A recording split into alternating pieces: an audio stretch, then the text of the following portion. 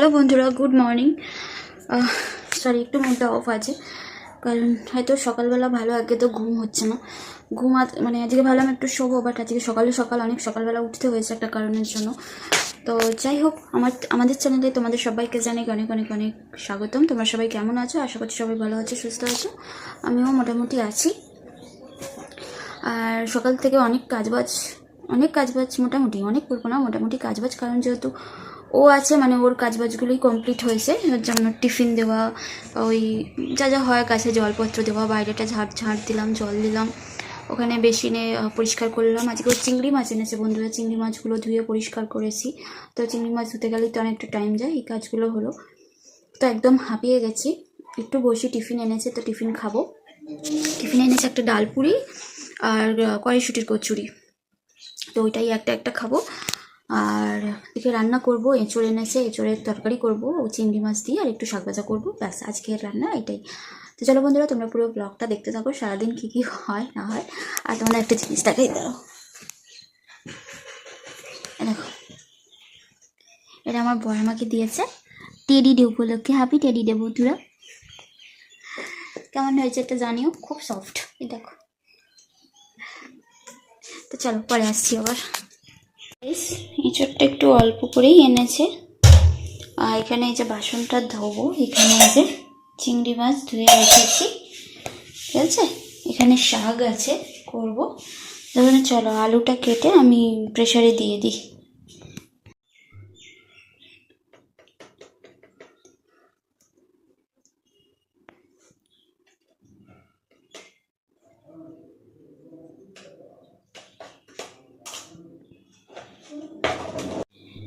দেখো বন্ধুরা, তো আমি আমার টিফিনটা বেড়ে নিয়েছি। এটা হচ্ছে একটা কড়াইশুঁটির কচুরি, আর এটা হচ্ছে ওই ডাল পুরি। তো চলো খাই। এটা ছোলার ডাল।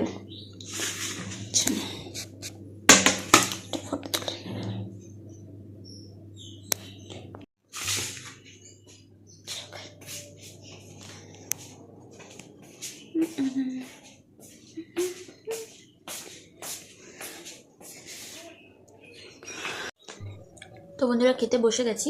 তো আমি একটু শর্ট বানিয়েছি 60 সেকেন্ডের, ওখানে তোমরা দেখতে পাবে। তো খাই, দারুণ টেস্টি হয়েছে খাবারটা, অসাম।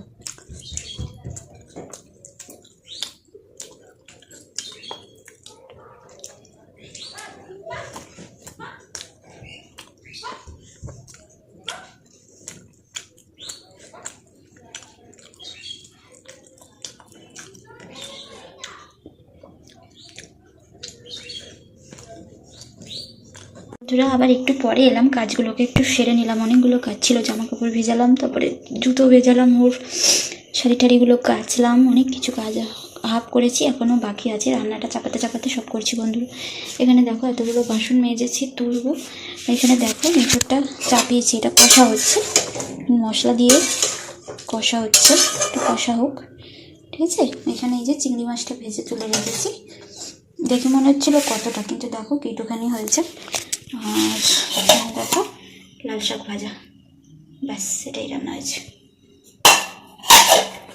হ্যালো বন্ধুরা, তো এখন বাজে হচ্ছে দুপুর 3টে, আর এখানে আমি খাবার দাবার নিয়ে এলাম। এখনও ডিম ভাজবো একটা, তো ডিমটা ভাজবো। আর আমার বর বাথরুমে ঢুকলো, ও কাচাকুচি করছে, করে টোরে স্নান করবে। তো আজ অনেক কাজ করেছি, অনেক অনেক ঘাড় ফাড় ব্যথা হচ্ছে।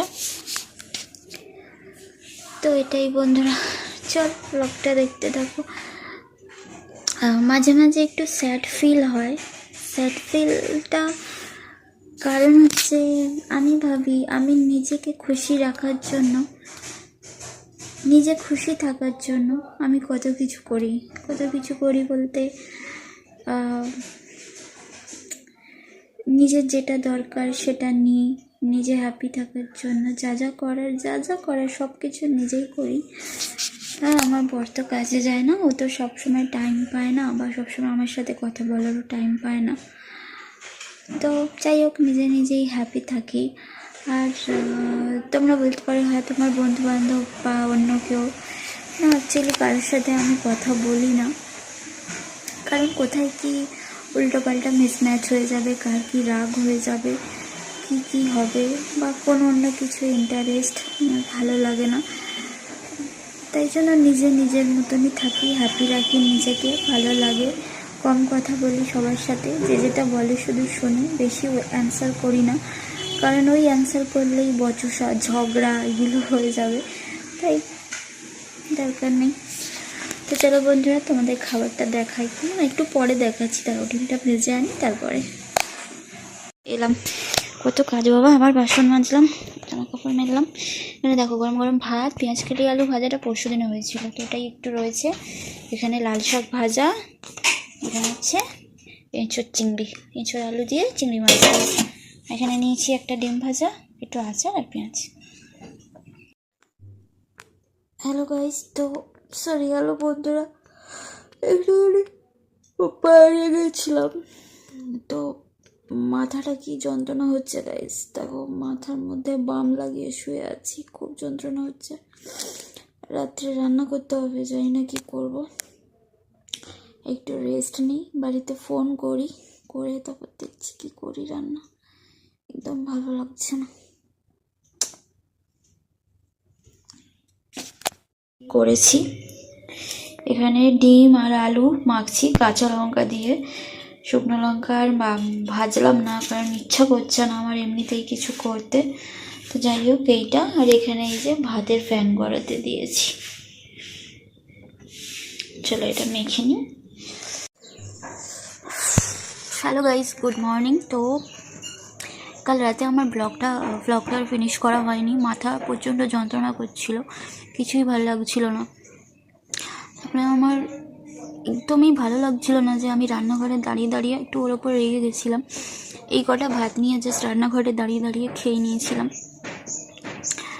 রেগে গেছি মিন্স ঝগড়া করিনি বা কিছু হয়ও নি, কিছু বলেও নি, কারণ যেহেতু ওর শরীরটা খারাপ ছিল। বাট এগুলো আমি আন্ডারস্ট্যান্ড করি, বাট আমারটা আন্ডারস্ট্যান্ড করে না বলে একটুখানি মাথাটা একটু গরম ছিল। বাট যাই হোক, আবার ঠিক হয়ে গেছি। ওই টাইমটার জন্য শরীরটা খারাপ লাগছিলো বলে কিছুই ভালো লাগছিলো না বন্ধুরা। তো যাই হোক, তো সকালবেলা ভাবলাম যে চলো ব্লগটা এন্ড করি। তো বন্ধুরা, এখানেই আজকে ব্লগটা শেষ করছি। তোমাদের যদি ভালো লাগে অবশ্যই লাইক কমেন্ট শেয়ার সাবস্ক্রাইব করে দিও, আর পাশে থাকা বেল আইকনটাও ক্লিক করে দিও, যাতে তোমরা আমার নোটিফিকেশান পাও। ঠিক আছে, তো চলো টাটা, সবাই ভালো থেকো।